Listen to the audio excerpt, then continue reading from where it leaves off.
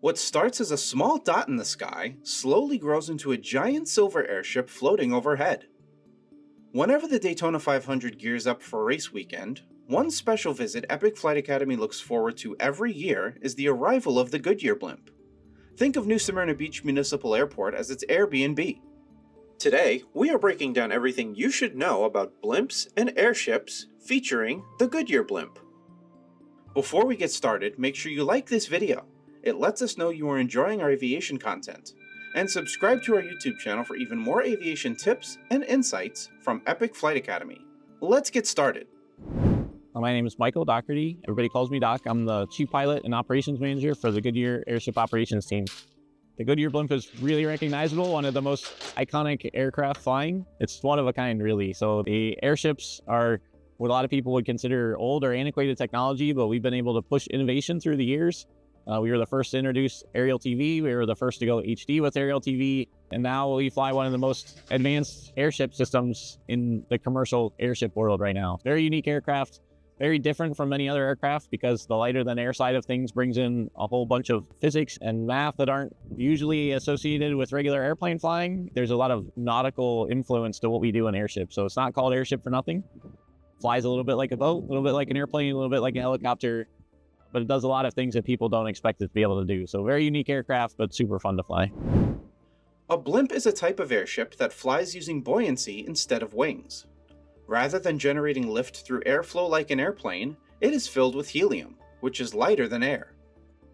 Engines provide thrust to move it forward, while rudders and elevators control its direction.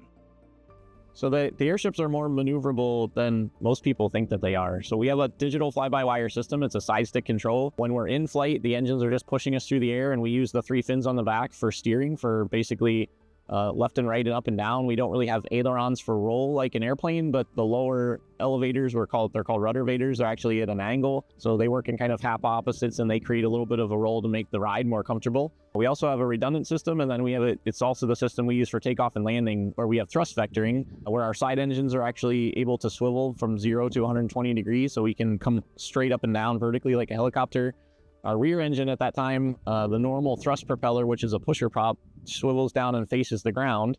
And when that happens, all of the power to those propellers is then transferred to our side stick. So without the pilot having to think about it, beyond moving the actual flight control surfaces, you're also using a thrust vectoring mode. It's kind of like bow and stern thrusters on a boat, where we also have full yaw and pitch control, even with zero airspeed over those fins. So it makes it a really maneuverable aircraft, even though it's really big, especially on the takeoff and landings.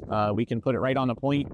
We don't need a bunch of people to run out and catch us like we used to with the old airships, but also really cool because we can park it in front of a crowd. We can do an air show routine with it. It's a really fun slow motion air show. So it's actually very maneuverable in wind speeds up to bumping into 25 to 30 knots before it really gets sporting. And really, it depends more on stableness of the direction of the wind than it does the speed. We can handle speed decently well. If it's super shifty, that makes it hard for us. Or if there's almost no wind at all and it's light and variable day, sometimes that's challenging for the airship as well, because you're always seeking that 1 or 2 miles an hour to keep from moving sideways in the airship. So kind of unique challenges in the airship that some conditions that are also challenging for airplanes are challenging for us. There's some conditions that are great for airplanes that are not great for airships. We live in that middle ground a little bit. Airships were developed in the late 1800s for long-distance transportation and military reconnaissance. Before large commercial airplanes existed, airships were seen as the future of aviation. They could travel great distances and remain airborne for extended periods of time. As airplanes became faster and more efficient, airships transitioned into more specialized roles. Today, the Goodyear Blimp is best known for aerial coverage of major sporting events and national broadcasts. Because it flies slowly and steadily, the blimp is ideal as a live camera platform for aerial advertising at football and baseball games, golf tournaments, NASCAR races, and other major sporting events.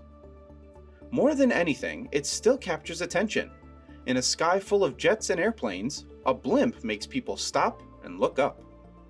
One moment in aviation history that cannot be overlooked is the Hindenburg disaster of 1937. The German airship was filled with hydrogen, which provided strong lift and was widely available at the time, but was also highly flammable. Helium, a much safer alternative, was extremely rare in the early 20th century and largely controlled by the United States, which restricted its export. With no access to helium, Germany relied on hydrogen despite the risks. When the Hindenburg was destroyed during its landing in New Jersey, resulting in the loss of 36 lives, public confidence in airships was permanently shaken.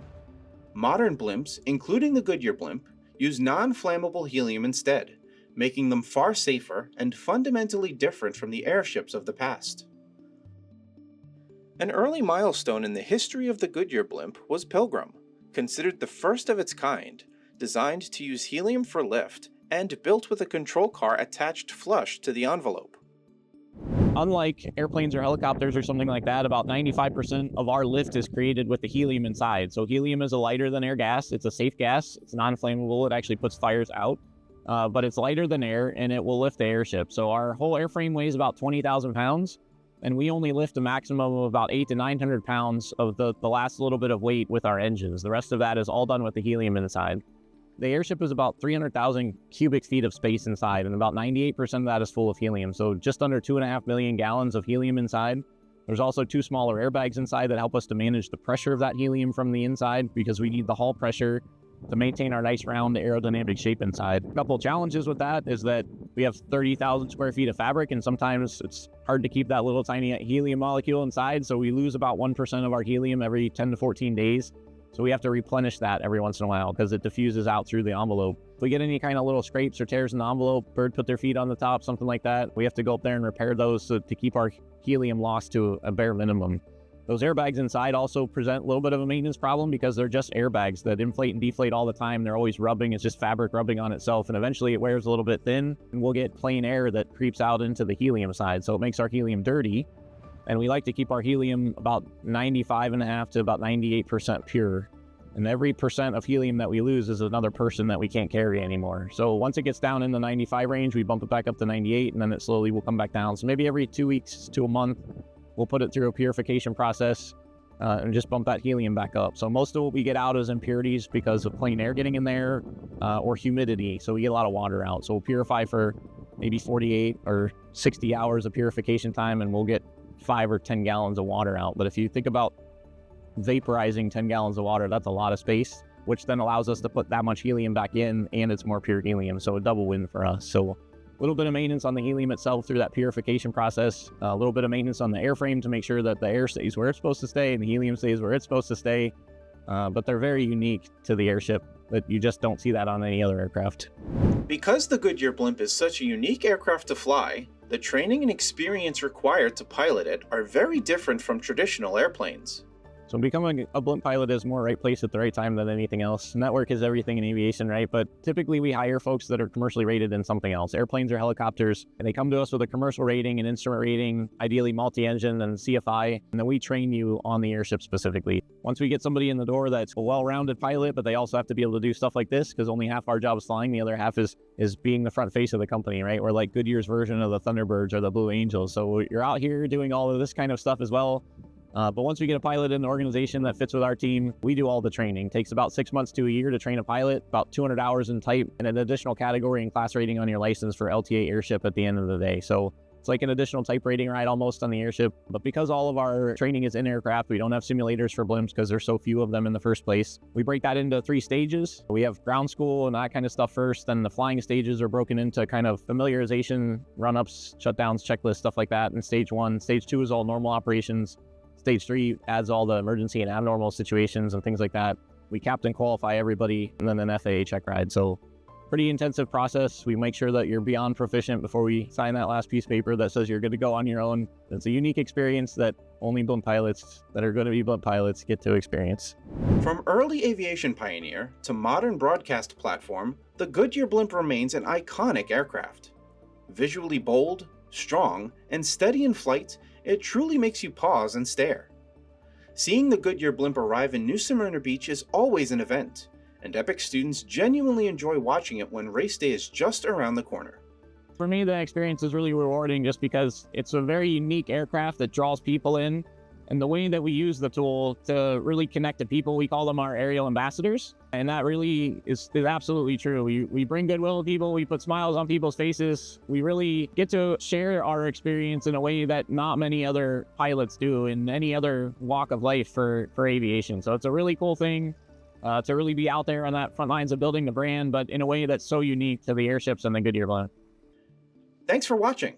If you enjoyed this video, make sure you like and subscribe for even more aviation tips and insights from Epic Flight Academy.